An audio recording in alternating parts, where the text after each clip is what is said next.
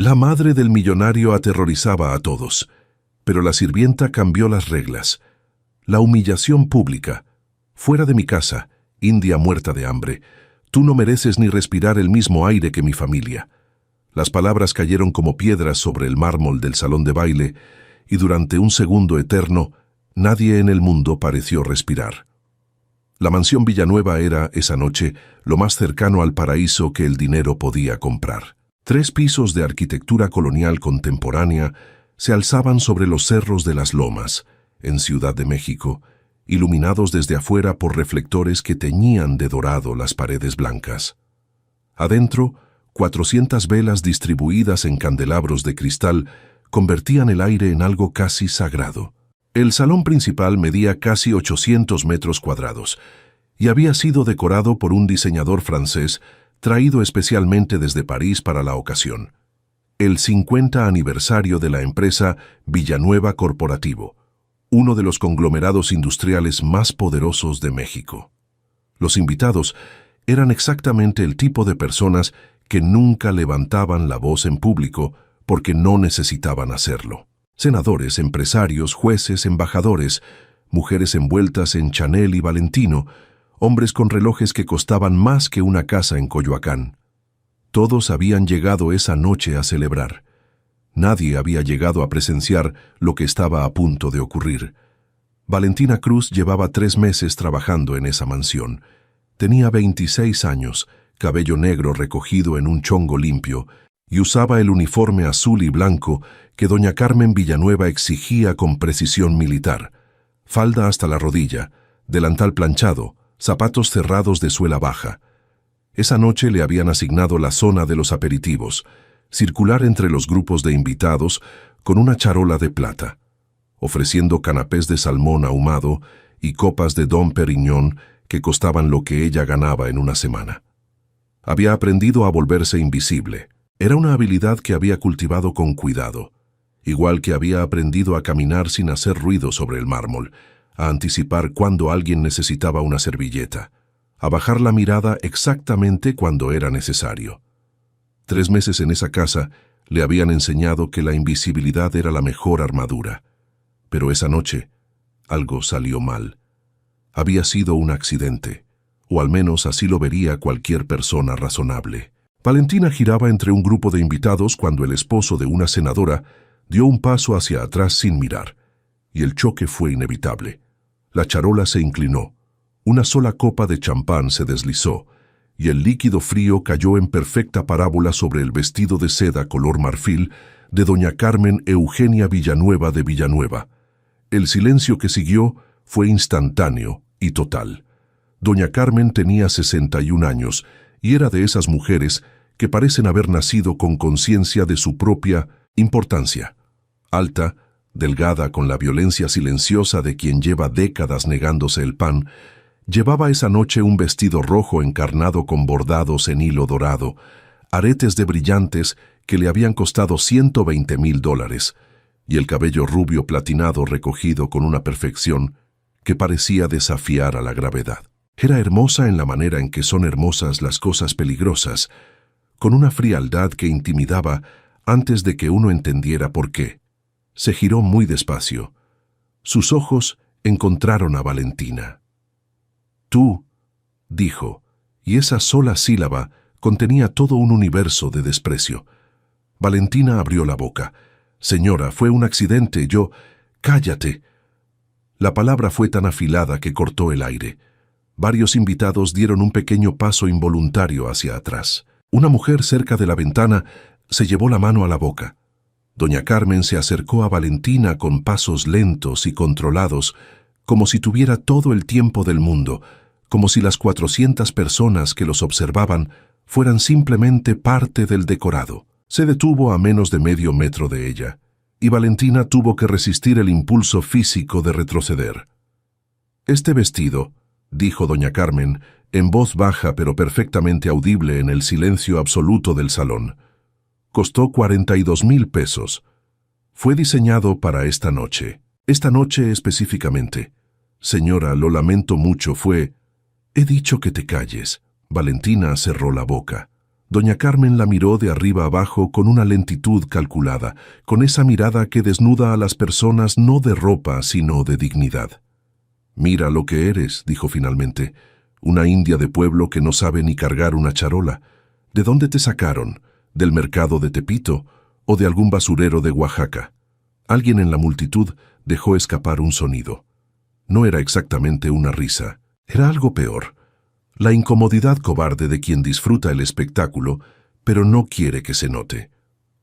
«Fuera de mi casa», continuó doña Carmen, elevando apenas la voz para que llegara a todos los rincones del salón. «India muerta de hambre. Tú no mereces ni respirar el mismo aire que mi familia».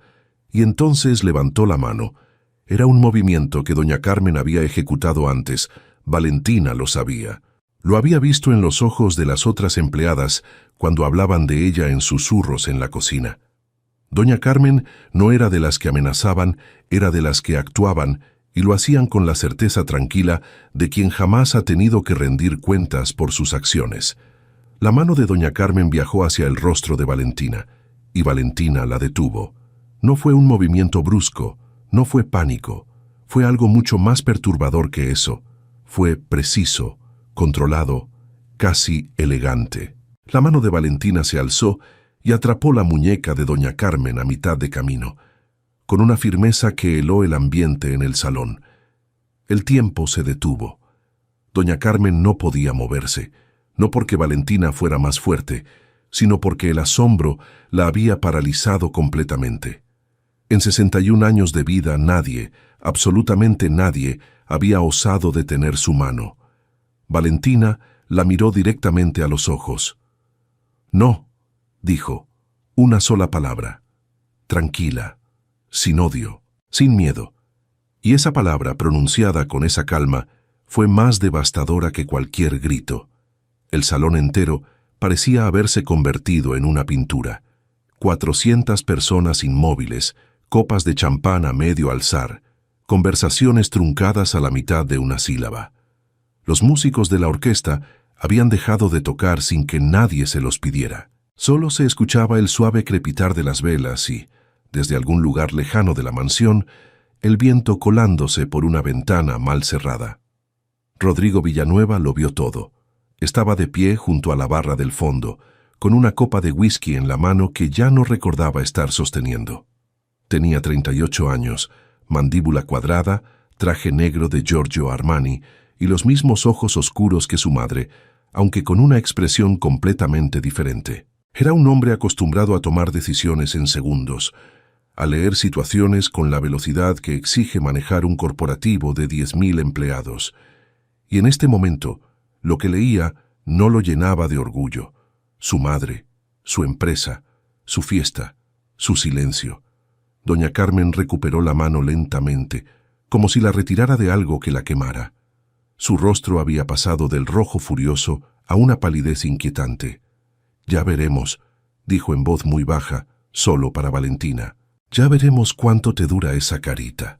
Se giró hacia los invitados con una sonrisa reconstruida tan rápido que parecía un truco de magia. «Disculpen la interrupción», dijo, con la voz de siempre perfectamente modulada. «Estas cosas pasan cuando uno no contrata bien al personal. Por favor, continúen disfrutando la velada». Y la orquesta, como si hubiera recibido una señal, retomó la música. La conversación volvió, primero en murmullos, luego en el volumen de siempre. Las copas se alzaron de nuevo. Los canapés circularon. El mundo siguió girando. Valentina permaneció quieta en el centro del salón por exactamente 4 segundos. Luego recogió la charola del suelo, colocó sobre ella la copa que había caído y que milagrosamente no se había roto, y continuó su recorrido entre los invitados como si nada hubiera ocurrido. Pero algo había ocurrido. Todos lo sabían. Rodrigo Villanueva dejó su copa de whisky sobre la barra sin haberla tocado y siguió con la mirada a esa mujer que caminaba entre sus invitados con la espalda perfectamente recta, la cabeza ligeramente alzada y una serenidad que no correspondía a alguien que acababa de ser humillada públicamente. No correspondía, pensó Rodrigo, a ninguna sirvienta que él hubiera conocido jamás. lo que no sabía todavía, lo que ninguno de los 400 invitados reunidos bajo los candelabros de cristal de su mansión podía siquiera sospechar, era que Valentina Cruz había llegado a esa casa exactamente para este momento. No el de la humillación, el de después. La sirvienta con secretos. 3 meses antes de esa noche, Valentina Cruz había cruzado el portón de servicio de la mansión Villanueva con una maleta de lona negra, unos tenis blancos con la suela despegada en la punta y un currículum vitae impecablemente falsificado. El documento decía que se llamaba Valentina Cruz Mendoza, que tenía 26 años, que era originaria de Tláhuac, que había trabajado 3 años como recamarera en un hotel de 4 estrellas en la colonia Doctores, y que en sus tiempos libres tomaba clases de cocina. Todo eso era mentira, excepto la edad y el nombre de pila. Lo demás era una construcción cuidadosa, que había tomado 4 meses planear. La jefa de personal de la mansión, una mujer de mediana edad llamada Graciela Reyes, la había recibido en una pequeña oficina junto a la cocina de servicio. Graciela tenía el aspecto de alguien que había visto pasar a cientos de empleadas y que hacía tiempo había dejado de encontrarlas interesantes. La miró por encima de sus lentes bifocales, revisó el currículum, hizo 3 preguntas de rutina sobre experiencia con vajilla de porcelana y manejo de clientes de alto perfil, y le dijo que el sueldo eran 8,000 pesos quincenales, que los días de descanso eran los domingos, y que doña Carmen tenía ciertas normas que se seguían sin excepción y sin pregunta. ¿Alguna duda?, preguntó Graciela. Ninguna, respondió Valentina. Bien, empieza el lunes.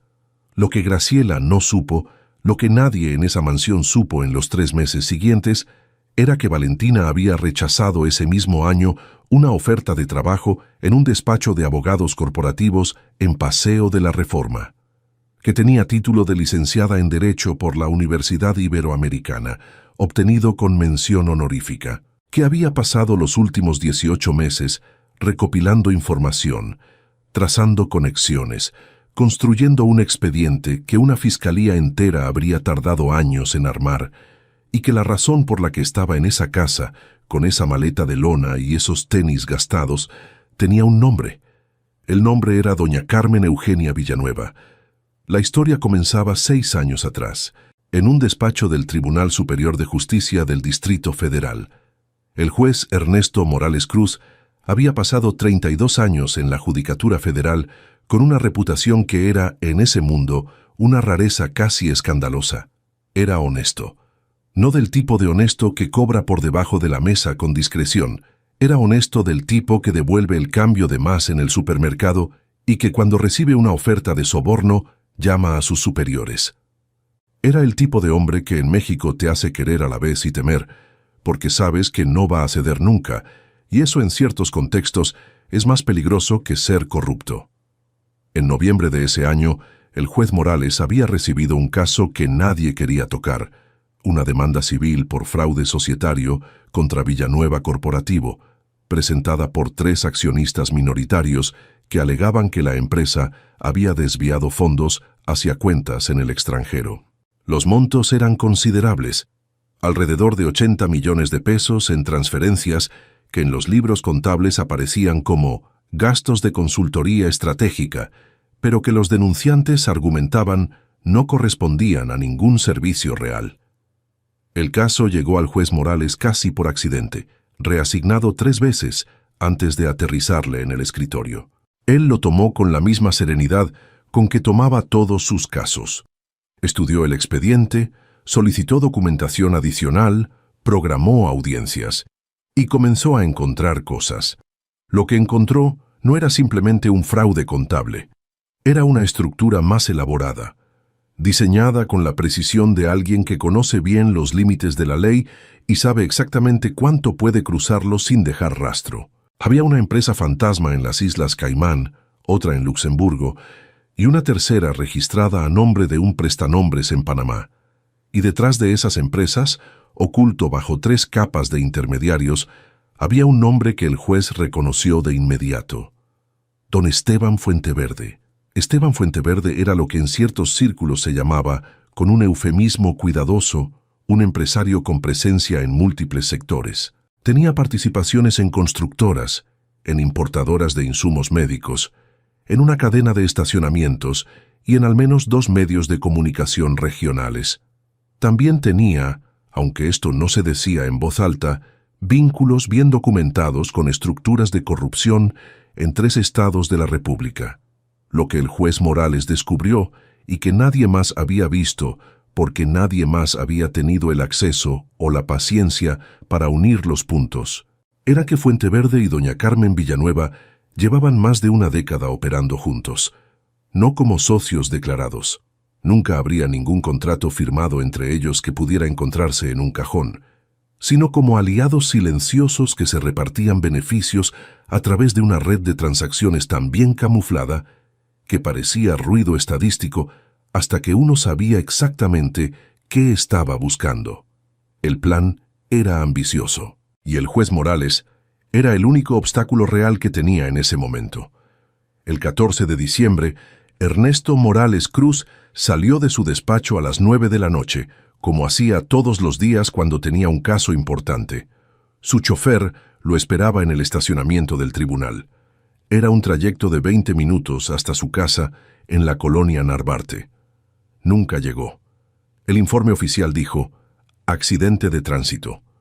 El camión de carga que invadió el carril contrario en el periférico era conducido por un hombre con antecedentes por alcoholismo que aquella noche registró 3 veces el límite legal de alcohol en sangre.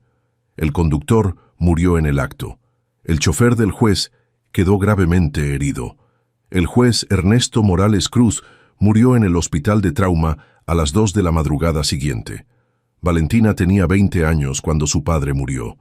Estaba en 3er semestre de Derecho cuando recibió la llamada. Tardó 2 horas en llegar al hospital, y para cuando llegó ya no había nada que hacer. Lo que sí encontró en el departamento de su padre 2 días después fue algo que él había dejado sin querer: una carpeta verde con fotocopias de los documentos del caso, anotaciones en su letra apretada y ordenada, y una nota al margen que decía, en lápiz, con 2 signos de interrogación al final: CBFV, CB, Carmen Villanueva, FV, Fuenteverde. Valentina tardó 6 años en entender completamente lo que esas 2 iniciales significaban. 6 años de estudiar, de titularse, de trabajar en despachos lo suficientemente pequeños para que nadie le prestara atención mientras construía su caso. De aprender exactamente cómo funcionan las estructuras financieras que los ricos usan para ocultar lo que no quieren que se vea.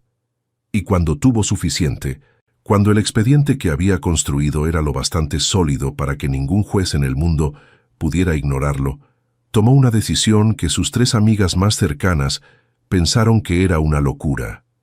Entró a la mansión, no a denunciar. No todavía. Primero necesitaba los últimos eslabones, documentos internos a los que ningún abogado externo tendría jamás acceso, correspondencia, registros de transferencias que nunca llegarían a una auditoría oficial, el tipo de pruebas que solo existen dentro de la casa. Así que se convirtió en Valentina Cruz Mendoza, recamarera de Tláhuac, con un currículum falsificado y una capacidad para la paciencia que había cultivado durante 6 años de duelo convertido en propósito. Durante los 3 meses en la mansión, Valentina aprendió a moverse por ella como si fuera propia. Conocía los horarios de cada persona, a qué hora se levantaba doña Carmen, cuándo el señor Rodrigo tenía llamadas de negocios, en qué momentos el estudio del primer piso quedaba completamente vacío. Conocía qué cajones de qué escritorios tenían llave y cuáles no. Sabía que doña Carmen guardaba su correspondencia privada en una caja de madera lacada en el segundo cajón derecho de su tocador y que la clave del Wi-Fi administrativo de la casa, diferente al que usaba el personal, era el cumpleaños de Rodrigo Villanueva. Había fotografiado, con un teléfono que guardaba en el doble fondo de su bolsillo de delantal, más de 300 páginas de documentos. Había oído, sin que nadie supiera que oía, 3 conversaciones telefónicas de doña Carmen que habrían bastado por sí solas para abrir una investigación formal. Sabía que Esteban Fuenteverde visitaba la mansión una vez al mes, siempre en martes, siempre después de las 10 de la noche, y siempre con una carpeta que se llevaba intacta al salir. Lo que no había calculado era la fiesta de aniversario. No había calculado que doña Carmen la elegiría a ella, específicamente a ella, para descargar su humillación pública esa noche. No había calculado que el instinto que había desarrollado en 6 años de rabia controlada iba a hacer que su mano se alzara para detener la bofetada antes de que su mente terminara de razonarlo. Pero ocurrió. Y ahora, mientras circulaba entre los invitados con la charola de plata y la espalda perfectamente recta, Valentina sabía que el tiempo se había acortado. Doña Carmen no iba a olvidar ese momento. Doña Carmen iba a actuar. Lo que Valentina necesitaba hacer antes de que eso ocurriera era entregarle a alguien los documentos, alguien con el poder suficiente para usarlos. Sus ojos viajaron sin quererlo hacia el fondo del salón, donde Rodrigo Villanueva seguía de pie junto a la barra, con la copa sin tocar, mirándola con una expresión que Valentina no supo cómo clasificar. No era la mirada de un hombre que ha visto a una sirvienta insolente, era la mirada de alguien que acaba de ver algo que no comprende y que necesita comprender. Valentina apartó los ojos. Todavía no. Todavía no era el momento para Rodrigo Villanueva, pero estaba muy cerca. El hombre que no vio la fiesta terminó pasada la 1 de la madrugada. Los últimos invitados salieron entre despedidas prolongadas y promesas de reuniones que probablemente nunca ocurrirían. Los mozos comenzaron a recoger las copas, a doblar los manteles de lino, a apagar las velas una por una, hasta que el salón, que 2 horas antes había sido el centro del mundo, quedó convertido en un espacio enorme y silencioso que olía a champán y a cera derretida. Valentina estaba en la cocina de servicio lavando charolas cuando Rodrigo Villanueva entró. No llamó, no anunció su llegada. Simplemente apareció en el umbral con el saco del traje doblado sobre el brazo, el primer botón de la camisa desabrochado y una expresión que Valentina reconoció de inmediato porque la había estudiado durante 3 meses. Era la expresión que Rodrigo Villanueva ponía cuando algo no cuadraba y su mente estaba trabajando para encontrar por qué. Valentina siguió lavando. «Valentina», dijo él. «Señor Villanueva». Ella no se giró. Hubo una pausa. Rodrigo entró a la cocina, dejó el saco sobre uno de los bancos de la barra central y se quedó de pie con los brazos cruzados, mirándola trabajar. «Lo que ocurrió esta noche», comenzó. «Ya terminó», dijo Valentina. «No hay nada que hablar». «Sí hay». Su voz era tranquila pero firme, la voz de alguien que no está acostumbrado a que le interrumpan. «Mi madre actuó de una manera que no fue aceptable».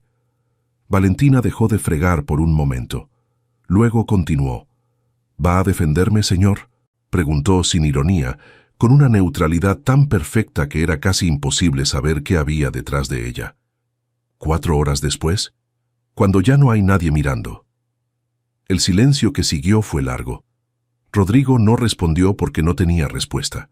Era un hombre inteligente, y la inteligencia en este caso significaba saber exactamente qué tan cierta era esa pregunta. «Necesito pedirte que presentes tu renuncia», dijo finalmente. «Con efecto mañana. Por supuesto, recibirás 3 meses de liquidación adicio». «De acuerdo». Rodrigo se detuvo.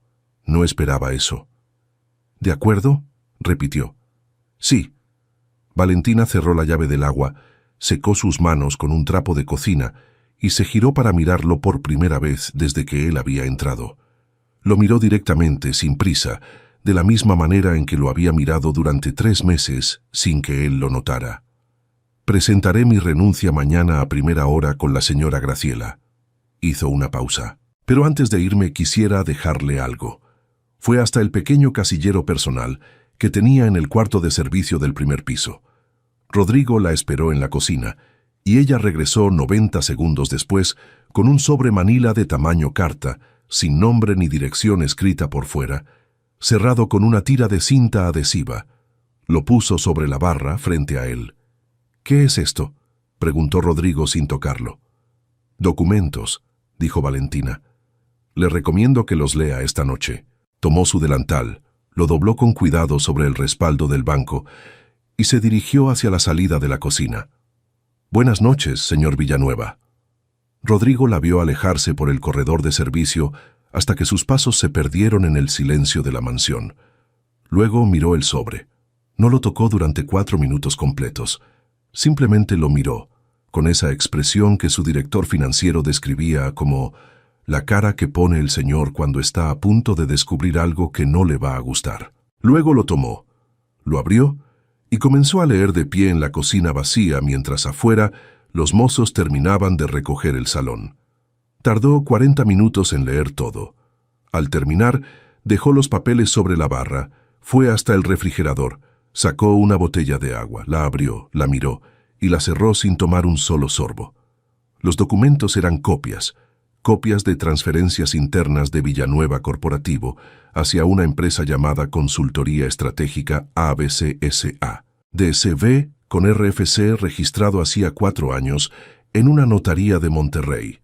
Copias de contratos de servicios que describían, en un lenguaje técnico perfectamente redactado, asesorías que nunca habían ocurrido, y al final, una hoja con una tabla de 12 líneas que mostraba, con fechas, montos y números de cuenta, la trayectoria de 43 millones de pesos que habían salido de las arcas de su empresa en 3 años y que nunca habían regresado. La firma en la mayoría de los documentos de autorización era de su madre. Rodrigo Villanueva pasó el resto de esa noche sin dormir. A las 3 de la mañana estaba en su estudio, con los documentos desplegados sobre el escritorio y su laptop abierta, verificando por su cuenta lo que los papeles decían. Tenía acceso a los sistemas contables de la empresa con su clave de director general, y lo que encontró confirmó cada línea de la tabla. Consultoría Estratégica, ABC S.A., de CB, existía en el Registro Público de Comercio.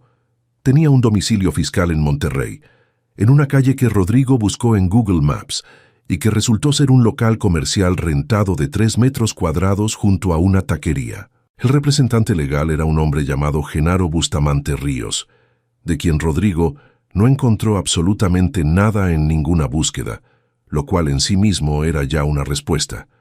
No era una empresa, era un cascarón, una dirección de papel detrás de la cual el dinero desaparecía hacia algún lugar que los documentos que tenía no alcanzaban a mostrar.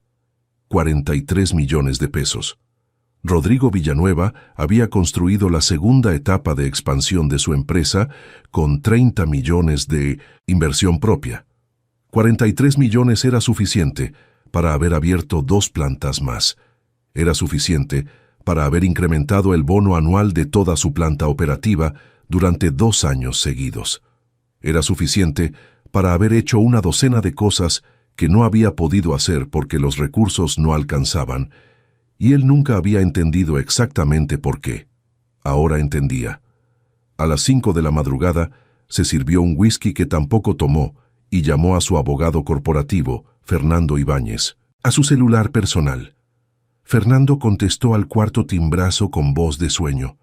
«Necesito que vengas a la mansión a las 8», dijo Rodrigo sin preámbulo. «Trae tu copia del contrato social y el último dictamen de auditoría interna». «¿Rodrigo? Son las 5 de la... y... a las 8, Fernando». Colgó. Luego se quedó mirando el teléfono durante un momento y marcó otro número. Este sí contestó al primer timbrazo, como si también estuviera despierto. «¿Dónde está?», preguntó Rodrigo. «¿Quién?», dijo la voz al otro lado. «La muchacha, la que acabo de correr». Una pausa breve. Era su asistente personal, Mauricio, joven y eficiente, que tenía acceso a los expedientes de todos los empleados de la casa. Según el expediente de Graciela, vive en la colonia Guerrero. «Tengo una dirección. ¿La quiere?». «Sí». Rodrigo anotó la dirección en el mismo margen de uno de los documentos del sobre Manila. Luego lo miró, tachó lo que había escrito, lo pasó a una hoja aparte y destruyó la página del documento con cuidado. No quería que ninguna anotación suya apareciera junto a esos papeles hasta que entendiera exactamente qué estaba mirando y quién más lo sabía.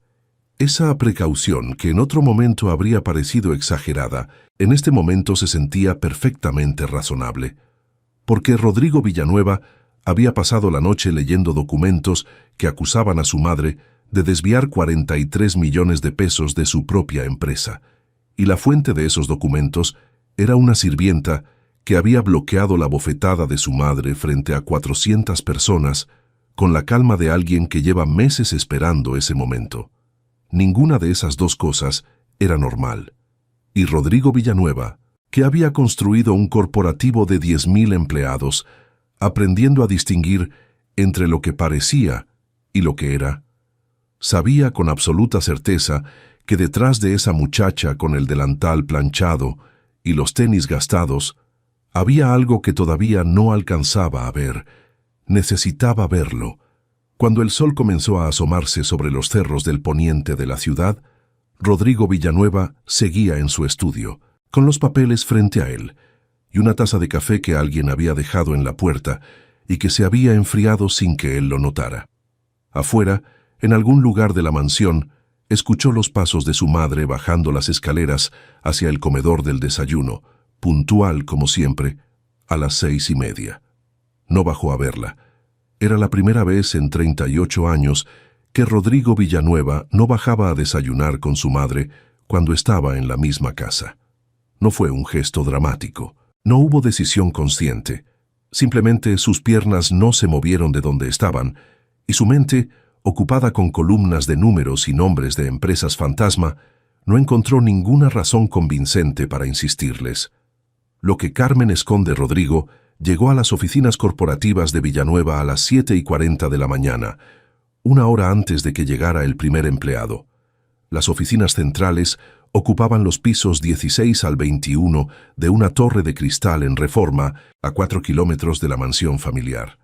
Rodrigo tenía su propio acceso biométrico al piso ejecutivo, y esa mañana lo usó para entrar al archivo corporativo del piso 16, que era donde se guardaban físicamente las copias impresas de los contratos y acuerdos comerciales de los últimos 10 años.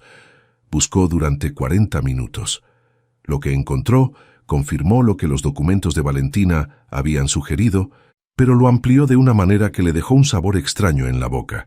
No era solo consultoría estratégica ABC.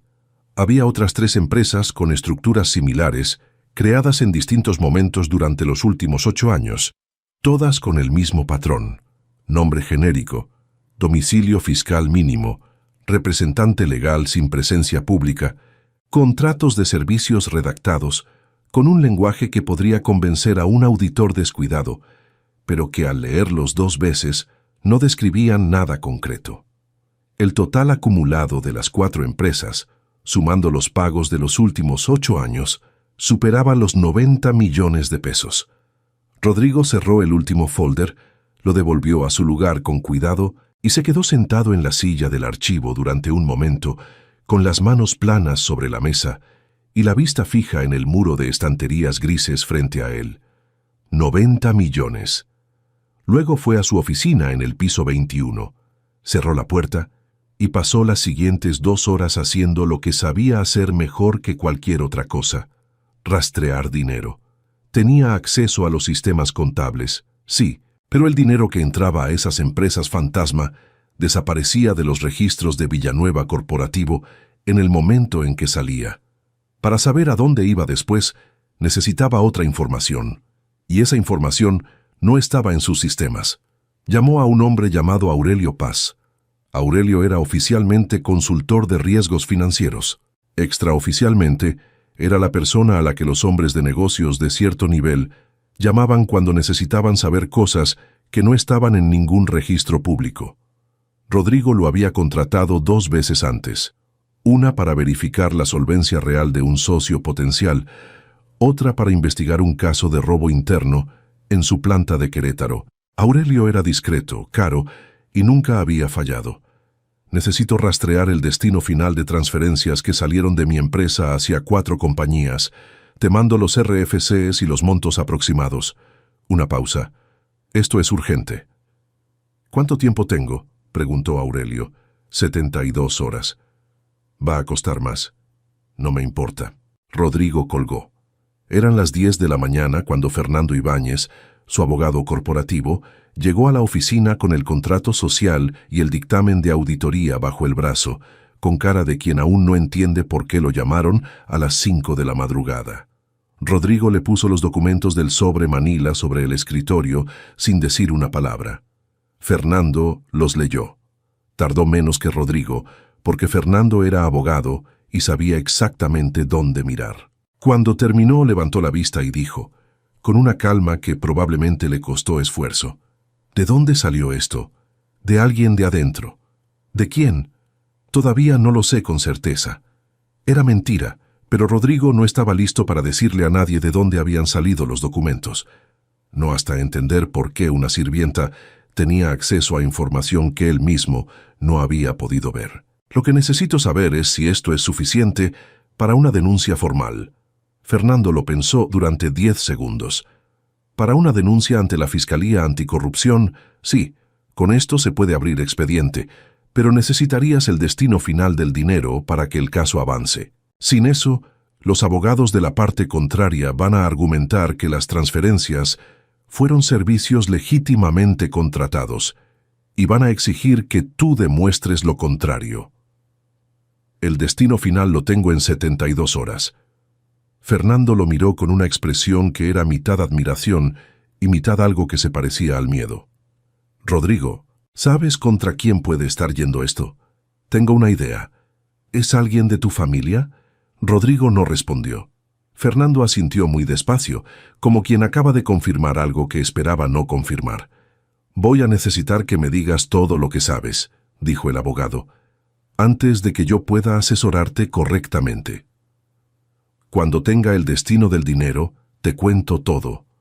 Por ahora, necesito que prepares una revisión legal completa de los contratos con esas 4 empresas. Quiero saber si hay alguna firma interna que no sea la que aparece en los documentos.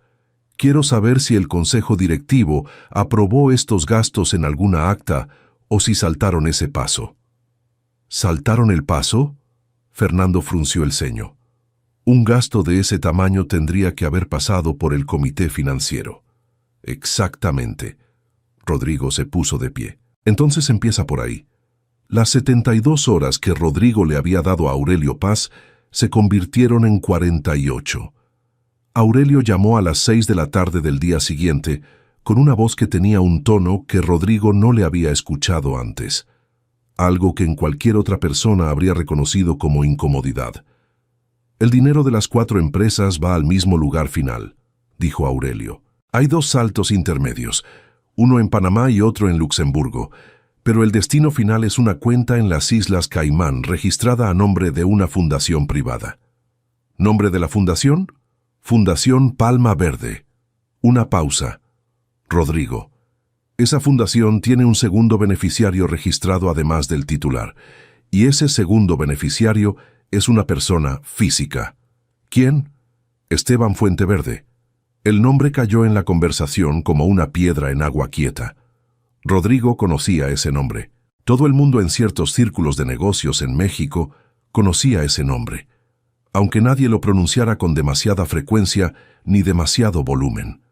Esteban Fuenteverde era de esa categoría de hombres que acumulan poder de una manera que nunca termina de ser del todo visible, como una corriente submarina que solo puedes detectar cuando ya te está arrastrando.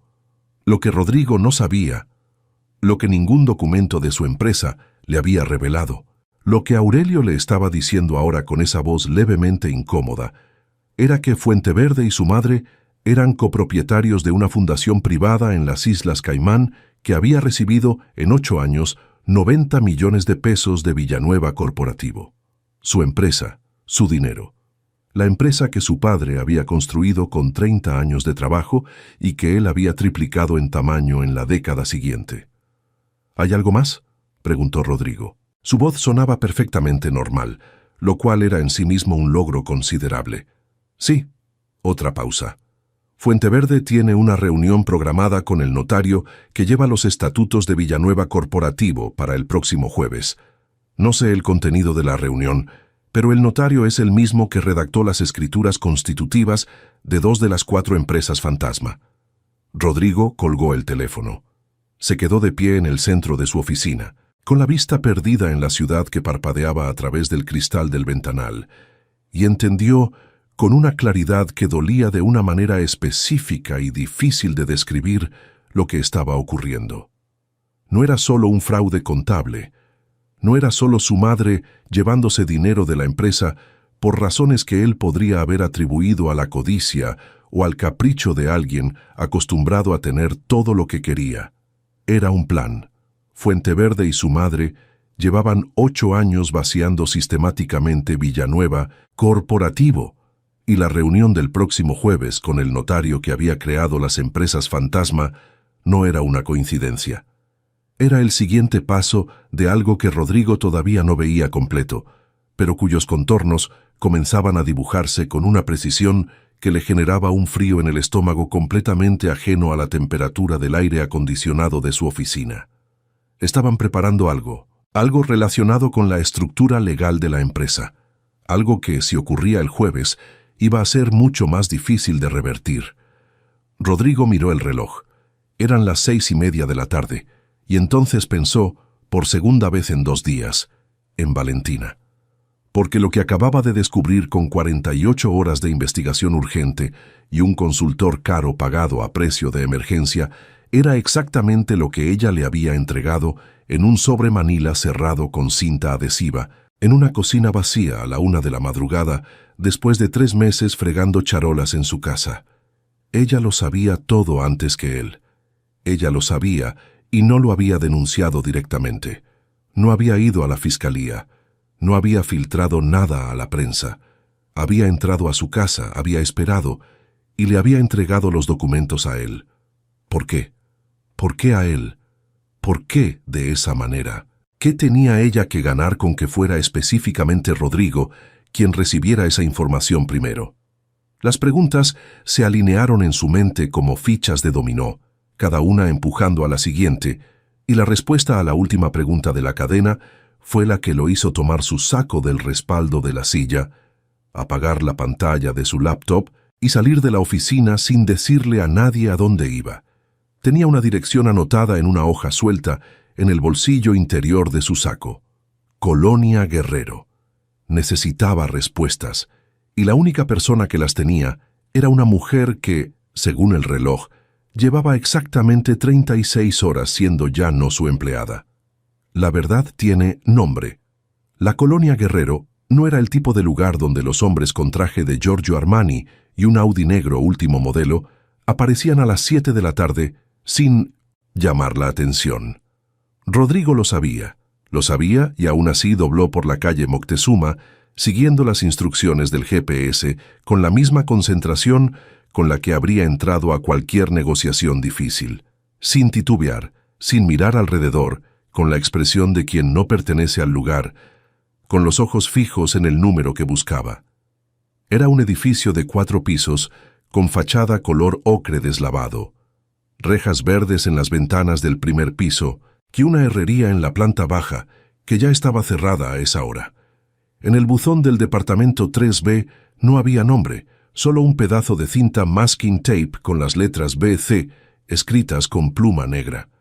Subió las escaleras. Tocó. Hubo un silencio del otro lado que duró exactamente el tiempo suficiente para que alguien mirara por la mirilla. Luego se escuchó el sonido de 2 cerrojos corriendo, y la puerta se abrió. Valentina estaba en ropa ordinaria por primera vez desde que Rodrigo la conocía.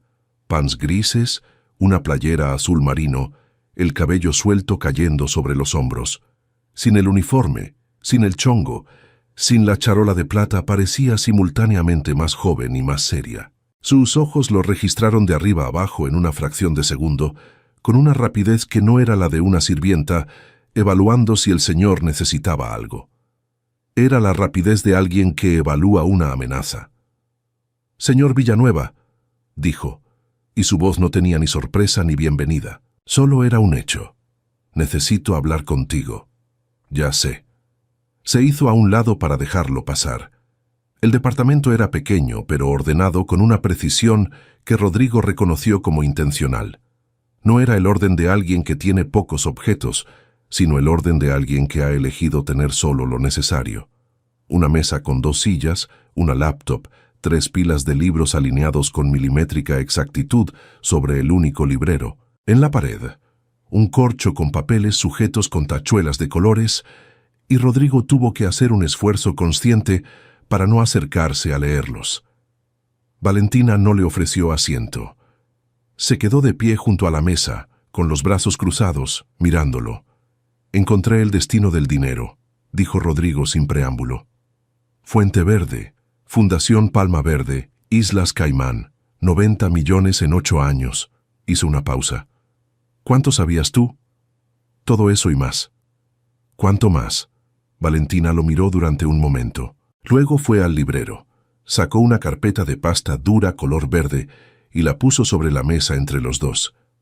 «Siéntese», dijo. Rodrigo se sentó. Valentina abrió la carpeta.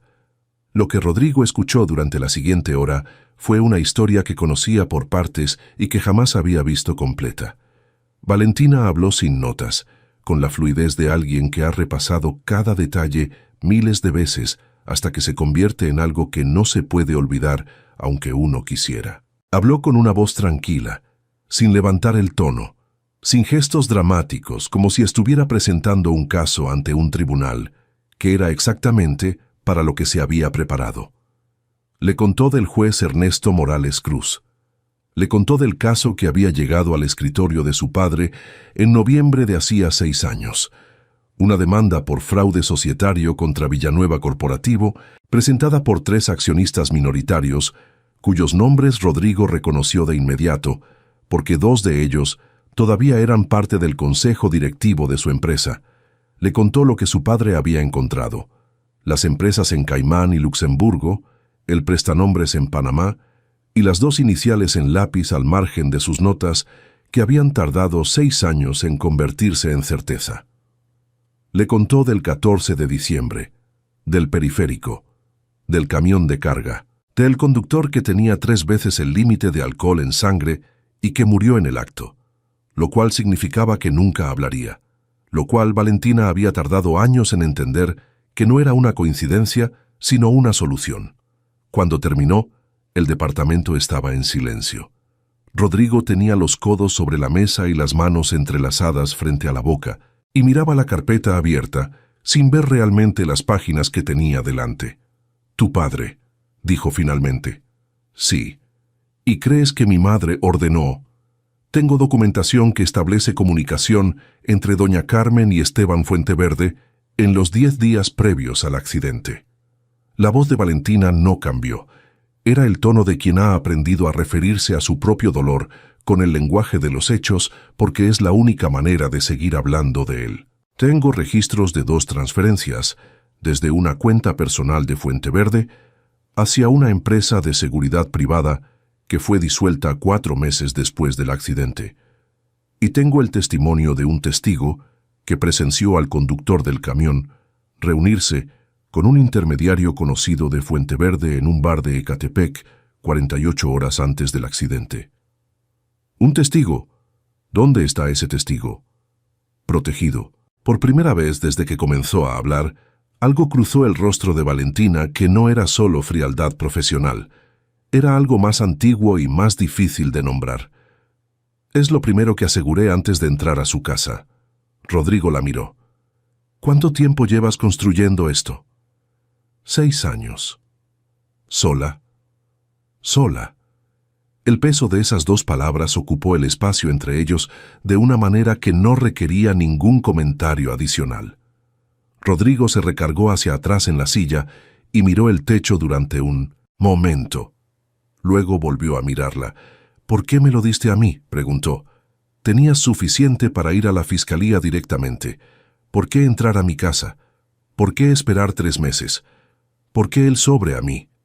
Valentina sostuvo su mirada. «Porque una denuncia anónima contra doña Carmen Villanueva sin el respaldo del director general de Villanueva Corporativo se archiva en 3 semanas», dijo. «Lo he visto ocurrir. Fuenteverde tiene vínculos con 2 fiscales del fuero común y uno federal. Sin alguien con su peso específico empujando desde adentro, El expediente muere antes de que llegue a un juez. Una pausa. Usted es ese peso.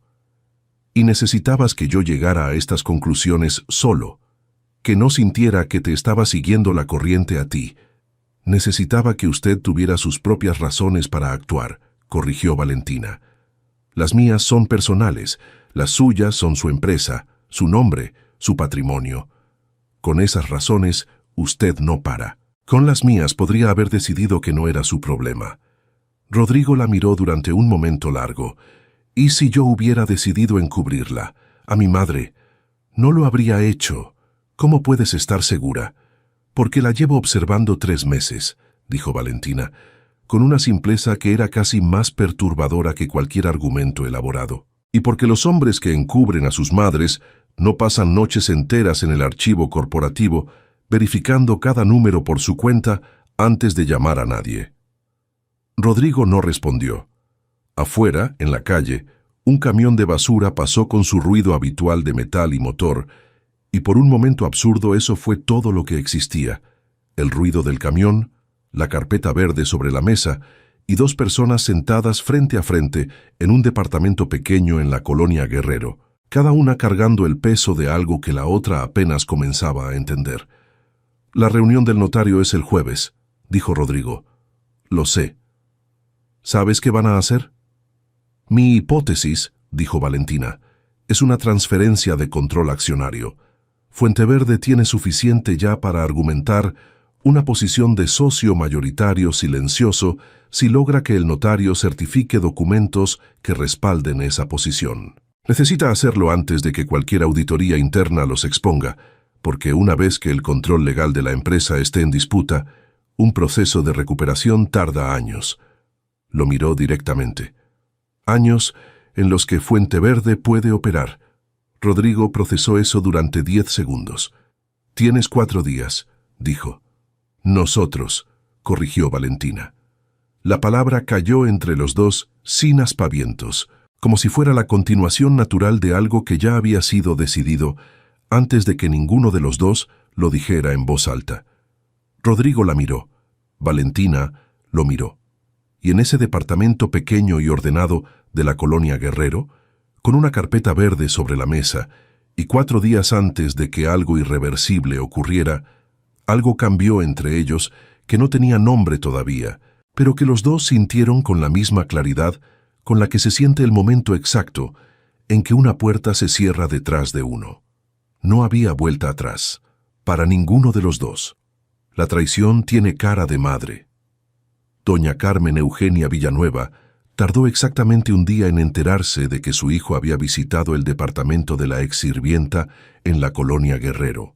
No porque tuviera a alguien siguiendo a Rodrigo, no todavía, sino porque el chofer que lo llevó esa tarde era un hombre llamado Primitivo Sánchez, que llevaba 18 años conduciendo para la familia Villanueva y cuya lealtad, como la de varios empleados de la mansión, había sido comprada por doña Carmen con aumentos discretos y favores oportunos que nunca aparecían en ninguna nómina. Primitivo le envió un mensaje esa misma noche. Dirección, hora de llegada, hora de salida, 1 hora y 20 minutos adentro. Doña Carmen leyó el mensaje sentada en su tocador, frente al espejo, mientras su estilista personal le deshacía el peinado de la fiesta. Su expresión no cambió. Agradeció a la estilista, la despidió, esperó a que sus pasos se alejaran por el corredor, y entonces descolgó su teléfono personal, el que no era el mismo que usaba para llamar a Rodrigo o a sus amigas, el que tenía una tarjeta SIM registrada a nombre de una empresa de telefonía corporativa que no existía, y marcó un número que sabía de memoria. «Tenemos un problema», dijo cuando contestaron. La voz al otro lado era la de Esteban Fuenteverde. No el Fuenteverde que aparecía en las páginas de sociales o en los consejos directivos de sus empresas legales. Este era el Fuenteverde de las 11 de la noche, sin el barniz de los modales, directo y frío como el filo de algo muy bien afilado. «Rodrigo», fue a verla, una pausa de 3 segundos. «¿Cuánto tiempo estuvo?» «Más de 1 hora». Otro silencio, más largo. «¿Cuánto crees que sabe ella?» «Todo», dijo doña Carmen, y por primera vez en muchos años había en su voz algo que no era exactamente miedo, pero que se le acercaba peligrosamente. Esteban, esa muchacha no es una sirvienta. Estuve con ella 3 meses bajo el mismo techo y no lo vi venir, y eso no me ocurre. Algo tiene, algo sabe, y si Rodrigo está sentándose a escucharla durante 1 hora en su departamento, es porque lo que ella tiene es suficiente para que él la escuche. ¿Qué quieres hacer? Lo que siempre se hace cuando alguien sabe demasiado, dijo doña Carmen. Neutralizarla. Pero con cuidado, no podemos darnos el lujo de que parezca lo que es. ¿Tienes idea de dónde guarda lo que tiene? No, pero sé cómo averiguarlo. Al día siguiente, 2 cosas ocurrieron casi simultáneamente. La primera, Rodrigo llamó a su despacho de abogados y solicitó una revisión urgente y confidencial de los estatutos corporativos de Villanueva, con instrucción explícita de identificar cualquier cláusula que pudiera ser utilizada para alterar la estructura de control accionario sin la aprobación del director general. Fernando Ibáñez, que llevaba suficientes años trabajando para Rodrigo como para saber cuándo algo era muy serio, canceló todo su día y se encerró con 2 asociados a trabajar en eso. La segunda, doña Carmen convocó a una reunión en la mansión con el administrador de la empresa de seguridad privada que manejaba la mansión, un hombre de apellido Garduño, bajo el pretexto de revisar los protocolos de acceso tras la fiesta del aniversario. La reunión duró 40 minutos. Lo que se acordó en ella no fue nunca puesto por escrito. Esa misma tarde, Valentina salió del departamento a las 5 para ir a la papelería de la esquina a imprimir 3 documentos que necesitaba para la reunión que tendría con Rodrigo al día siguiente. Tardó 22 minutos. Cuando regresó, la puerta del departamento estaba cerrada exactamente como la había dejado. Las 2 llaves funcionaban sin problema y todo parecía estar en su lugar. Tardó 4 minutos en darse cuenta de que no estaba. Era el cajón del librero, el de abajo, el que cerraba con un seguro de combinación pequeño que parecía el tipo de accesorio barato que nadie tomaría en serio. El cajón estaba cerrado, la combinación estaba puesta. Pero la marca microscópica que Valentina había hecho con una raya de lápiz sobre el borde del cajón, una precaución que había aprendido de su padre y que le parecía excesiva hasta el momento en que dejaba de parecerlo, no estaba donde debía estar.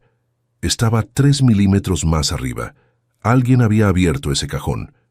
Valentina se quedó quieta en medio del departamento durante 10 segundos completos. Luego fue metódicamente de cuarto en cuarto, revisando cada objeto, cada cajón, cada espacio que podría haber sido abierto o movido. Lo que encontró fue lo que esperaba, nada obvio. Era el trabajo de alguien con experiencia, alguien que sabía cómo registrar un lugar sin dejar rastro visible para un ojo ordinario. Pero el cajón del librero le decía que habían estado ahí. El cajón del librero también le decía algo más importante, lo que buscaban, porque ese cajón contenía, entre otras cosas, una copia del testimonio de su testigo protegido, con nombre real incluido, en un sobre sellado que Valentina guardaba ahí como respaldo físico de emergencia. Se sentó en la silla frente a la mesa y llamó a Rodrigo. Registraron mi departamento. Un silencio. ¿Cuándo? Hace menos de 1 hora. Sé lo que buscaban y no lo encontraron en el cajón, pero ahora saben que tengo un testigo con nombre. Una pausa. ¿Y sé de quién viene esto? ¿Cómo puedes saberlo tan rápido? Porque es exactamente lo que yo haría si estuviera en su lugar, dijo Valentina, y porque llevo 6 años estudiando cómo piensa su madre. Rodrigo procesó eso. ¿Estás segura de que el testigo está protegido? Sí. El nombre que estaba en ese sobre no es el nombre real que el abogado en Guadalajara tiene en su poder. Era un señuelo. Una pausa breve. Pero eso significa que doña Carmen ya está actuando. Y eso significa que sabe que el tiempo se acabó. El jueves es en 3 días, dijo Rodrigo. Lo sé. Valentina. Su voz cambió ligeramente, y eso era en sí mismo un dato, porque Rodrigo Villanueva era un hombre que raramente dejaba que su voz cambiara. Necesitas salir de ese departamento. No es una sugerencia. Esto lo dijo con una firmeza que no era brusquedad, sino la voz de alguien que ha tomado una decisión y no tiene intención de debatirla. Si ya entraron una vez, van a volver, y la siguiente vez no van a buscar papeles. Valentina guardó silencio. Era la primera vez desde hacía 6 años que alguien le decía que tuviera cuidado y que esas palabras llegaran de alguien con el peso suficiente para respaldarlas con algo más que buenas intenciones. Era una sensación extraña, no desagradable. «Tengo una hermana», dijo Valentina después de un momento. «Lucía. Tiene 19 años, estudia en la UNAM, vive en Tlatelolco. ¿Sabe algo de todo esto?» «Nada. La he mantenido completamente al margen durante 6 años». Una pausa. «Pero si saben que existo, van a saber que existe ella». El silencio que siguió fue el tipo de silencio que precede a una decisión. «Manda su dirección a mi teléfono», dijo Rodrigo. «Voy a mandar a alguien de confianza a verificar que esté bien, y tú empaca lo que necesites. Esta noche te quedas en otro lugar». Lo que ninguno de los dos sabía todavía era que doña Carmen ya había dado un paso más.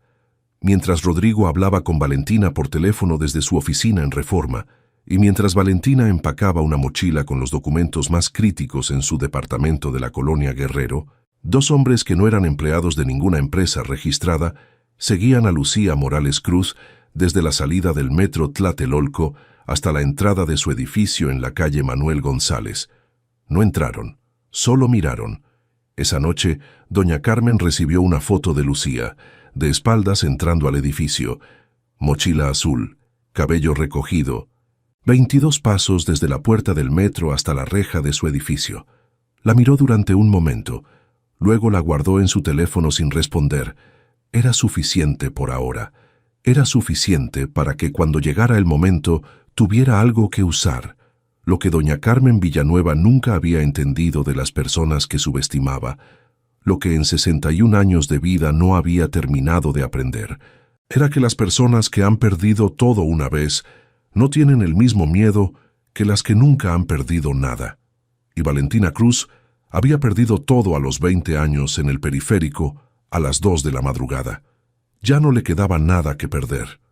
Solo lo que había construido durante 6 años para llegar hasta aquí. Y eso, al contrario de lo que doña Carmen calculaba, no la hacía más vulnerable, la hacía más peligrosa. Rodrigo cruza la línea. La llamada de Rodrigo a su madre llegó a las 10 de la noche. Doña Carmen lo escuchó en el teléfono con esa serenidad calculada que había perfeccionado durante décadas, la misma que usaba en las juntas de consejo cuando alguien cuestionaba una de sus decisiones, la misma que había usado frente a 400 invitados cuando reconstruyó su sonrisa en 2 segundos después de que Valentina le detuviera la mano.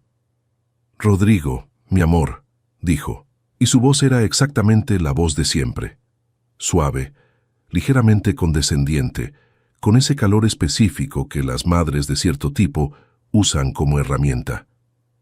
«Ya era hora de que llamaras. He estado esperando que pasaras a desayunar. Graciela dijo que no dormiste en la mansión anoche. No dormí ahí porque tuve trabajo», dijo Rodrigo. Su voz era completamente plana, sin calor, sin frialdad, sin nada que pudiera ser leído. «Mamá, necesito que vengas mañana a las oficinas, a las 10 de la mañana. Hay temas de la empresa que necesito revisar contigo». Una pausa microscópica del otro lado. «¿Temas de la empresa? ¿No puedes contarme por teléfono?» «No. Son cosas que requieren que revisemos documentos juntos. Te espero a las 10. Otra pausa. Doña Carmen estaba calculando, Rodrigo lo sabía, igual que él calculaba cuando necesitaba decidir cuánto mostrar y cuánto guardar. «Claro que sí, mi amor», dijo finalmente. «A las 10 estoy ahí».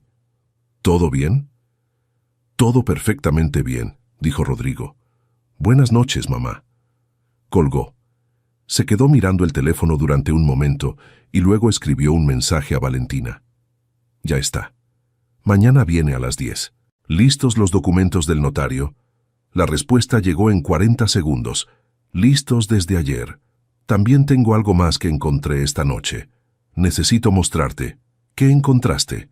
«El acta de la reunión del jueves. Alguien la filtró». Rodrigo. Van a hacer una sesión de derechos fiduciarios, no accionaria. Es más difícil de revertir. Tienen que estar ahí mañana los abogados. Rodrigo releyó el mensaje 2 veces. Una sesión fiduciaria era exactamente el tipo de movimiento que podía completarse en horas si todos los participantes estaban de acuerdo, y que podía tardar años en deshacerse en tribunales si ya había sido certificada.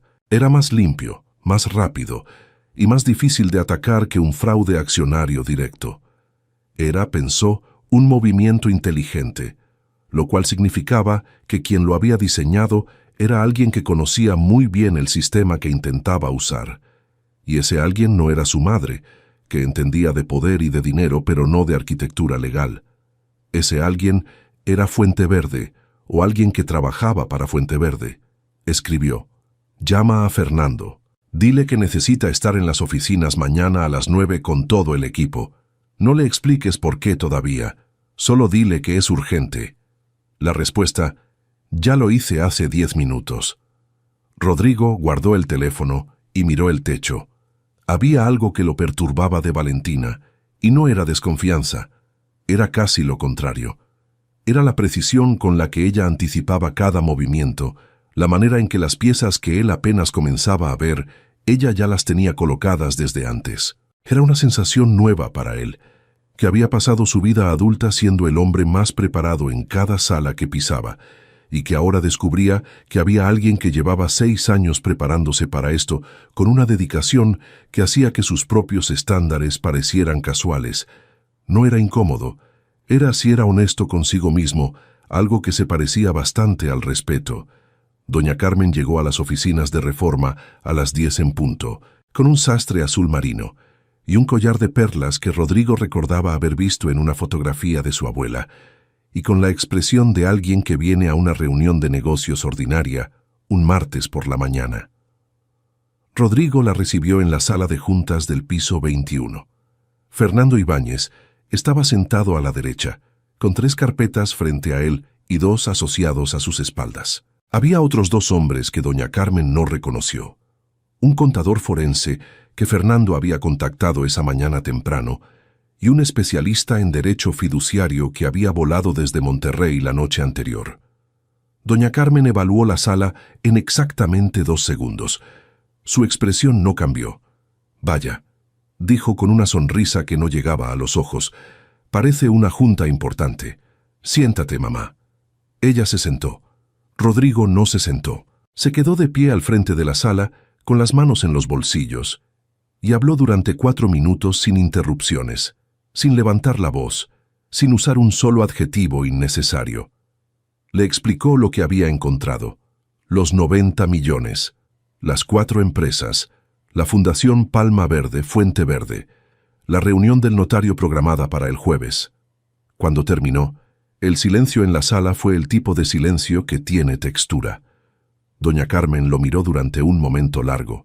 Luego miró a Fernando, luego a los hombres que no conocía. Luego volvió a Rodrigo, y entonces hizo algo que Rodrigo no anticipaba. Sonrió. No era la sonrisa de alguien que se rinde, era la sonrisa de alguien que ha estado esperando este momento y que ha decidido cómo va a jugarlo. «Mi amor», dijo con una voz que destilaba ternura con la precisión de un cuentagotas. «Creo que alguien te ha estado mintiendo, y creo que sé exactamente quién». Rodrigo no respondió. «Esa muchacha», continuó doña Carmen, y su voz cambió apenas lo suficiente para que la palabra «muchacha» sonara a algo que se recoge del suelo. «Esa sirvienta que tú insistes en ver, ¿sabes quién la mandó? ¿Sabes para quién trabaja realmente?» «Ilumíname», dijo Rodrigo.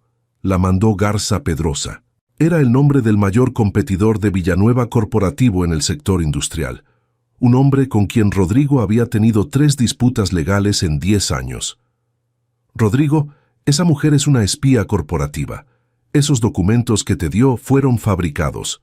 Garza Pedrosa lleva años intentando desestabilizar nuestra empresa y ahora encontró la manera de meterte dudas sobre tu propia familia». La sala quedó en silencio. Rodrigo miró a su madre. Ella le devolvió la mirada con una serenidad absoluta, con la convicción de alguien que se ha creído su propia historia, o que si no se la ha creído, La ha practicado suficientes veces como para que la diferencia no importe. «Mamá», dijo Rodrigo, con la misma voz plana de la noche anterior. El contador forense, que está sentado a tu izquierda, pasó las últimas 16 horas verificando cada transferencia contra los registros del SAT y del sistema bancario. Los documentos no fueron fabricados. Una pausa. Y Garza Pedrosa lleva 4 años viviendo en Madrid por razones de salud. No ha operado en México desde entonces. El silencio que siguió fue diferente al anterior. Doña Carmen no movió un músculo. También sé lo del jueves, continuó Rodrigo. La cesión fiduciaria. El notario. Se inclinó levemente hacia adelante. Cancelaste la cita esta mañana a las 8, ¿verdad? Antes de venir aquí. Por primera vez, algo cruzó el rostro de doña Carmen que no estaba calculado. Era una fracción de segundo. Menos. Pero Rodrigo la vio porque llevaba 38 años aprendiendo a leer ese rostro, y porque había algunas cosas que ni siquiera doña Carmen podía controlar completamente. Esta conversación, dijo ella, recuperándose, volviendo a esa voz de terciopelo, debería ser entre tú y yo solos, no frente a empleados. Fernando no es un empleado, es mi abogado, y todo lo que se diga en esta sala queda documentado. Rodrigo se enderezó. Mamá, tengo 2 opciones que ofrecerte. La primera, retiras a Fuente Verde de la Fundación Palma Verde. Devuelves a la empresa los 90 millones en un plazo acordado con Fernando, y este asunto se resuelve internamente. La segunda, presento la denuncia ante la Fiscalía Anticorrupción antes del mediodía del jueves, con todo el expediente completo. Doña Carmen lo miró. ¿Me estás amenazando a mí? ¿Tu madre? Te estoy dando opciones, dijo Rodrigo, que es más de lo que tú le diste al juez Morales. El nombre cayó en la sala como un objeto pesado sobre el piso de mármol. Doña Carmen palideció. Era la primera vez en la memoria de Rodrigo, en 38 años de memoria, que veía a su madre palidecer. ¿De dónde sacaste ese? Tienes hasta mañana al mediodía para darme tu respuesta, dijo Rodrigo. Fernando te acompañará a la salida. Se giró y salió de la sala. En el corredor, apoyó la espalda contra la pared durante exactamente 10 segundos, con los ojos cerrados y las manos ligeramente temblorosas, que nadie vio porque no había nadie mirando. Luego abrió los ojos, se acomodó el saco y fue a su oficina a esperar. Lo que Rodrigo no sabía en ese momento era que doña Carmen, en lugar de ir a casa desde las oficinas de Reforma, había ido directamente a un hotel en Polanco, donde Esteban Fuenteverde tenía una suite permanente, y que Fuenteverde, esa misma tarde, había hecho una llamada a un número que el consultor Aurelio Paz identificó en menos de 2 horas como perteneciente a un intermediario conocido del mismo tipo de servicio que había sido contratado 6 años atrás para un accidente en el periférico. Esta vez el objetivo no era un juez, era una muchacha de 26 años con una hermana de 19 en Tlatelolco. Rodrigo leyó el mensaje de Aurelio de pie en el centro de su oficina y sintió algo que no recordaba haber sentido desde hacía muchos años, una urgencia física, una aceleración en el pecho que no era miedo exactamente, pero que se le parecía mucho cuando se mezclaba con algo que en otro contexto, en otro momento, quizás habría tardado más tiempo en reconocer. Llamó a Valentina antes de que terminara de leer el mensaje completo. «Escúchame», dijo cuando ella contestó. «Necesito que tomes a tu hermana y que las 2 estén fuera de sus departamentos en los próximos 30 minutos. Ahora mismo, ¿me escuchas?» Un silencio de 2 segundos. «¿Qué pasó?» 30 minutos, Valentina. Te explico después. ¿Puedes hacerlo?» «Sí». «Bien». Una pausa. «Voy para allá». Colgó, tomó el saco del respaldo de su silla y salió de la oficina a paso rápido, sin decirle a nadie a dónde iba. Había cruzado una línea esa mañana en la sala de juntas cuando pronunció el nombre del juez Morales frente a su madre. Ahora estaba cruzando otra, y esta vez no tenía ninguna intención de mirar hacia atrás. La noche del derrumbe Lucía Morales Cruz tenía 19 años, Estudiaba el tercer semestre de biología en la UNAM, y era el tipo de persona que no sabe que existe el peligro hasta que alguien se lo explica con paciencia y con detalles específicos. Valentina se lo explicó en el trayecto desde Tlatelolco hasta el lugar donde Rodrigo las esperaba, un departamento de seguridad en la colonia Polanco que pertenecía a la empresa y que Rodrigo había usado antes para ejecutivos en visita de otros países. Neutro, anónimo, con 2 accesos diferentes y una recepción que no registraba nombres. Lucía escuchó en silencio, sentada en el asiento trasero del coche que Rodrigo había mandado por ellas, con la mochila azul sobre las piernas y los ojos que se iban abriendo gradualmente conforme su hermana hablaba, como quien despierta de un sueño en el que creía estar cómodo y descubre que la habitación es completamente diferente a lo que recordaba. ¿Cuánto tiempo llevas en esto?, preguntó Lucía cuando Valentina terminó. 6 años. ¿6 años? La voz de Lucía tenía algo que era mitad asombro y mitad algo mucho más complejo. Vale, yo tenía 13 años cuando murió papá, y tú te pusiste a... Lucía. No, espera. Lucía soltó el aire despacio. Está bien, sigue. Valentina no siguió porque ya habían llegado. Rodrigo estaba en el departamento cuando entraron, con el saco quitado por primera vez en días y una expresión que Valentina había aprendido a leer en muy poco tiempo. Era la expresión de alguien que está manejando simultáneamente más variables de las que cualquier persona debería manejar a las 8 de la noche de un miércoles y que lo está haciendo, pero que le está costando. Vio a Lucía, le extendió la mano. Rodrigo Villanueva. Lucía lo miró durante un segundo con una franqueza que no tenía ningún barniz de protocolo social. «Ya sé quién es», dijo. «¿Va a arreglar esto?»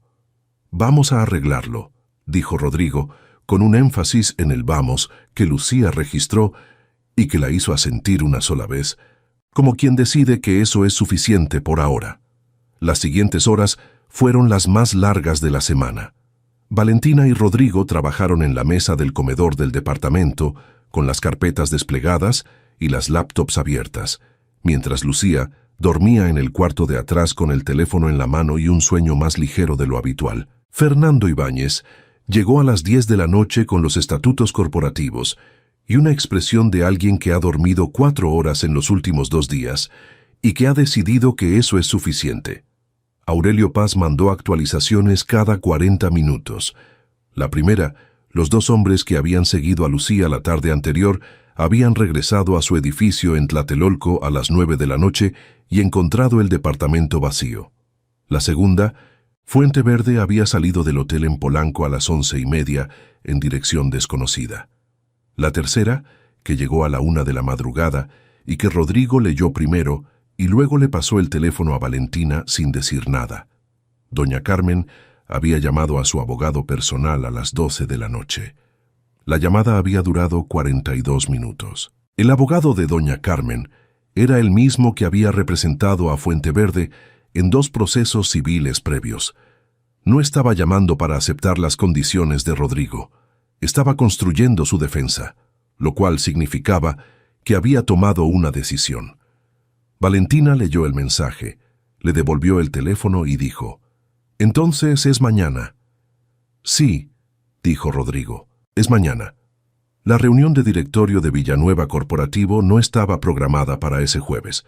Rodrigo la convocó a las 7 de la mañana, con 3 horas de anticipación, usando el protocolo de emergencia que los estatutos de la empresa contemplaban para situaciones que requerían decisiones inmediatas del Consejo. Era un mecanismo que había sido usado exactamente 2 veces en la historia de la empresa. Una cuando murió el fundador y otra cuando un incendio destruyó la planta de Querétaro. Esta era la tercera. Los 7 miembros del Consejo Directivo llegaron al piso 21 de la Torre de Reforma entre las 9:15 y las 10:05, con caras de confusión y café en la mano, sin saber exactamente por qué estaban ahí, pero con la suficiente experiencia para saber que cuando Rodrigo Villanueva convocaba a una emergencia, valía la pena aparecer. Doña Carmen no estaba en el consejo directivo. Nunca lo había estado formalmente.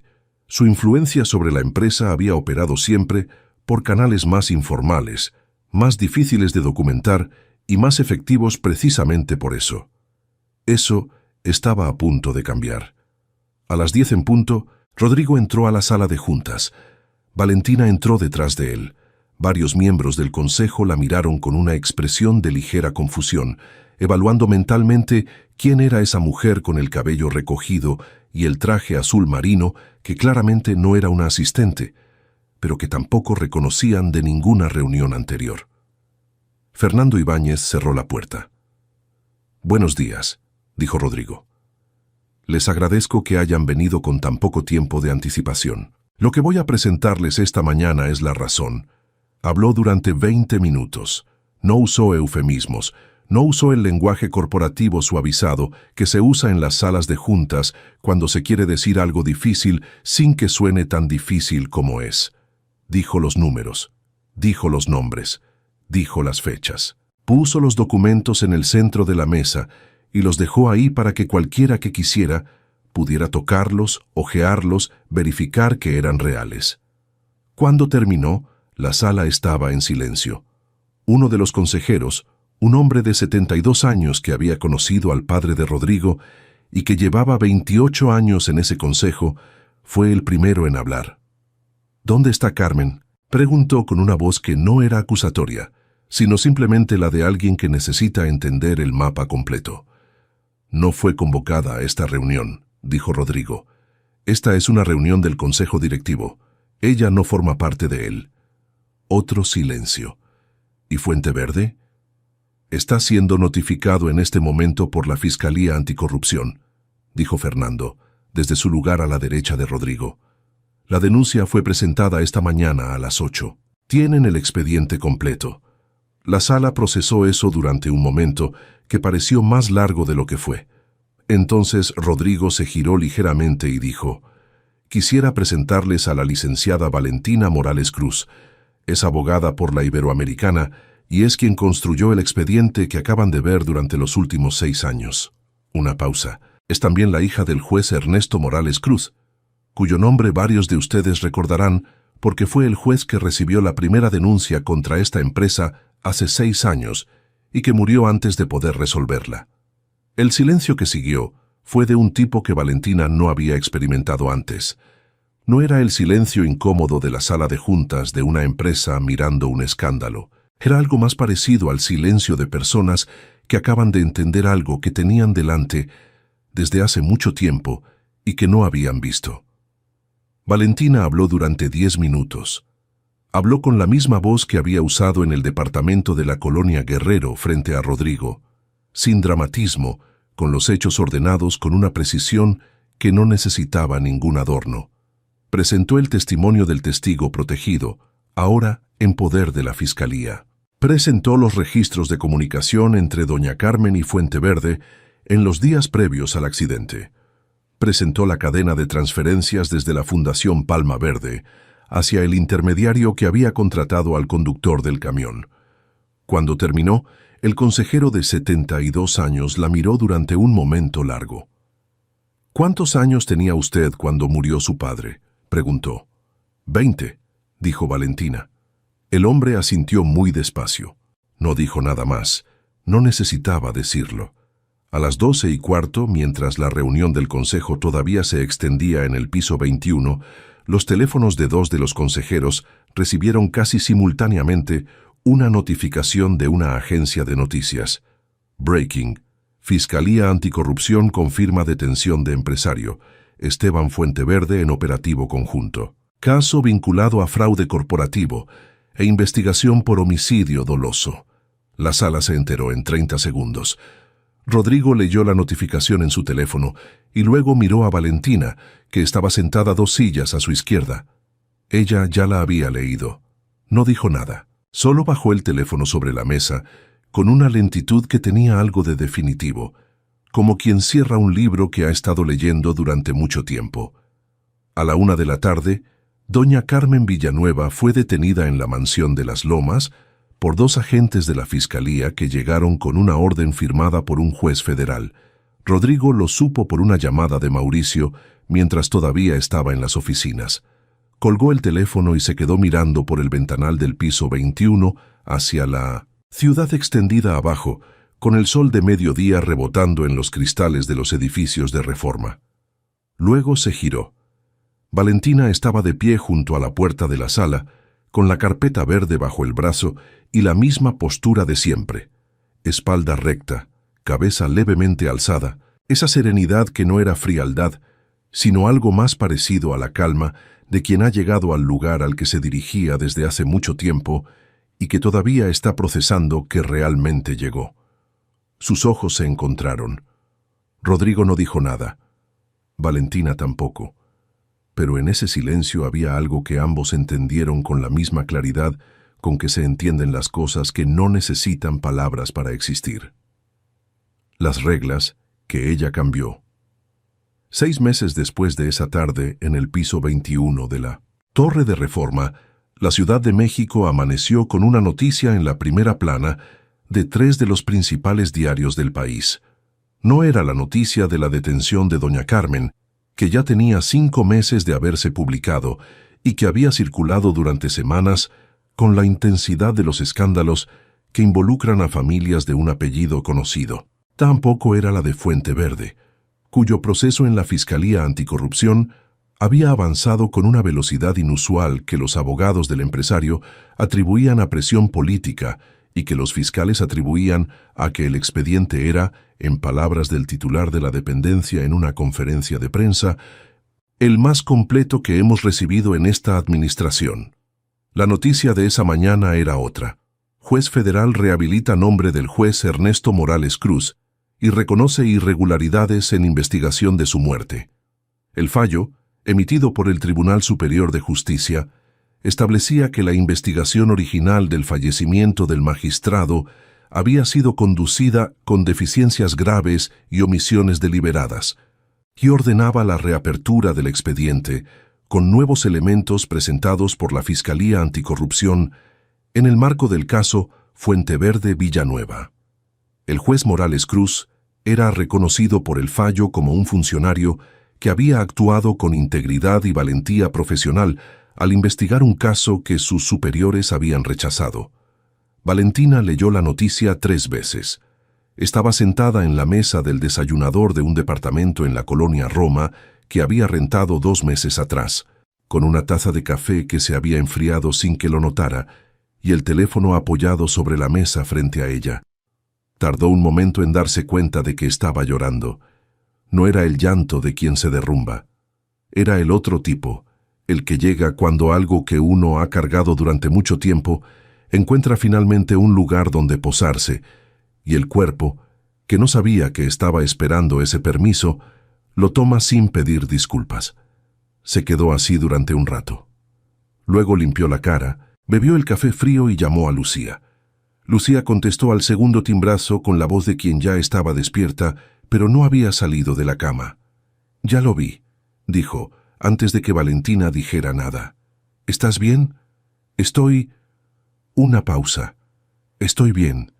¿Y tú?» «Sí». Otro silencio, del tipo que se da entre personas que han vivido la misma cosa desde lugares diferentes y que saben que no hay mucho que agregar porque ya está todo dicho. «Oye», dijo Lucía, «¿tú crees que papá lo sabía? ¿Que iba a pasar algo?» Valentina pensó en la carpeta verde, en las fotocopias con la letra apretada de su padre, en las 2 iniciales con 2 signos de interrogación al final. «Creo que sabía que estaba en algo complicado», dijo. «No creo que supiera lo complicado que era. ¿Crees que estaría orgulloso?» Valentina tardó un momento en responder. «Sí», dijo, «pero también creo que habría preferido que no fuera necesario». Lucía soltó el aire. «Yo también», dijo. Colgaron sin despedirse con palabras, que era la manera en que las hermanas a veces se dicen más que con cualquier frase. El proceso judicial contra doña Carmen Eugenia Villanueva y Esteban Fuenteverde había avanzado por carriles paralelos desde el día de la detención. El caso de Fuenteverde era el más extenso: fraude fiscal calificado, lavado de dinero, asociación delictuosa, y el cargo que había tardado más en formalizarse, pero que cuando llegó, cayó con el peso de 6 años de evidencia acumulada con cuidado de cirujano. homicidio doloso en calidad de inductor en el caso del juez Ernesto Morales Cruz. El abogado de Fuenteverde había intentado 5 estrategias distintas de defensa en 6 meses. La primera, negar cualquier vínculo con doña Carmen, más allá de una relación de negocios ordinaria. La segunda, argumentar que los documentos de la Fundación Palma Verde eran falsificaciones. La tercera, señalar que el testigo protegido era un testigo comprado. La cuarta, solicitar nulidad del expediente por irregularidades en su obtención. La quinta, negociar un acuerdo con la Fiscalía a cambio de información adicional. Ninguna funcionó. El testigo protegido resultó ser un ex empleado de la empresa de seguridad privada contratada para el accidente del periférico, con registro migratorio, historial laboral verificable y una declaración que coincidía en cada detalle con los registros de transferencias que Valentina había pasado años reconstruyendo. No era un testigo comprado. Era un hombre que había cargado con algo durante 6 años y que cuando alguien le ofreció protección a cambio de hablar, habló. El caso de doña Carmen era diferente en tono, pero no en destino. Su abogado había apostado por una estrategia de distancia. Carmen no sabía. Carmen firmaba lo que le presentaban sin entender las implicaciones. Carmen era una mujer de sociedad sin formación financiera que había confiado demasiado en un hombre que resultó ser un criminal. Era una narrativa diseñada para un perfil específico de jurado, pero el problema era que México no tenía jurado, y el juez federal que llevaba el caso era exactamente el tipo de juez que el juez Morales Cruz había sido, el tipo que devuelve el cambio de más en el supermercado. La sentencia de doña Carmen llegó un martes por la mañana. 8 años de prisión por fraude societario agravado y complicidad en homicidio doloso. Sus bienes personales fueron embargados. Su participación informal pero documentada en las decisiones de Villanueva Corporativo fue declarada nula de pleno derecho. Rodrigo no estuvo en el tribunal el día de la sentencia. Valentina sí. No fue a celebrar.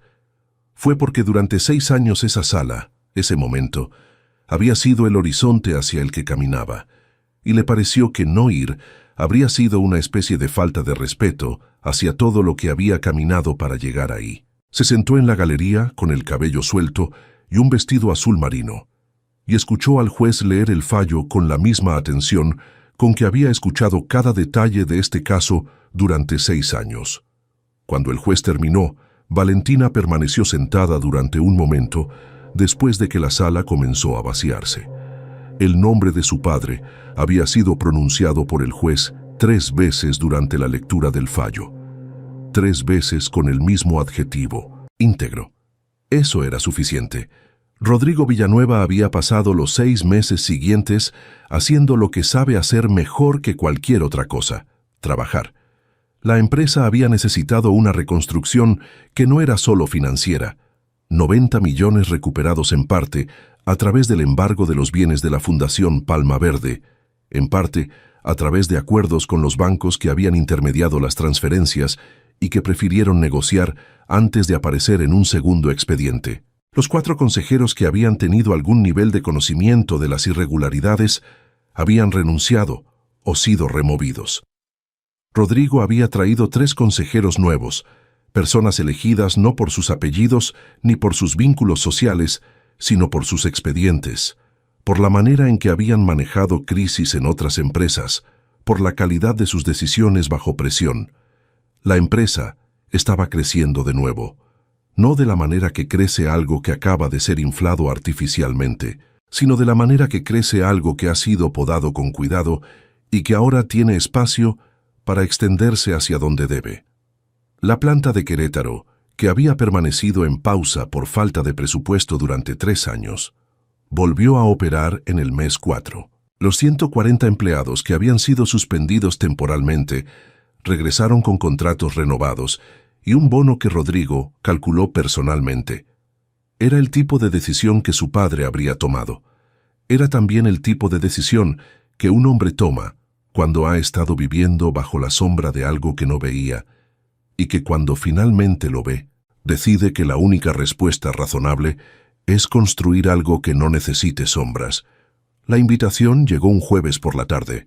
Era una tarjeta de papel grueso, sin membrete ni logo corporativo, solo el nombre de Valentina escrito a mano en la parte frontal, y adentro, en letra que ella reconocería en cualquier contexto, porque había pasado semanas leyendo documentos escritos con esa misma precisión de alguien que aprendió a escribir para que las palabras duraran.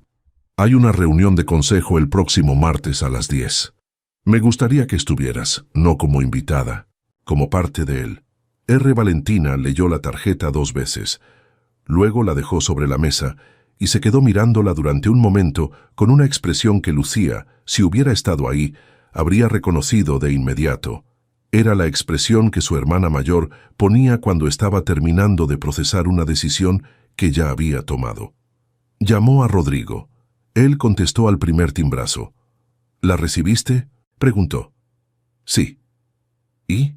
Una pausa.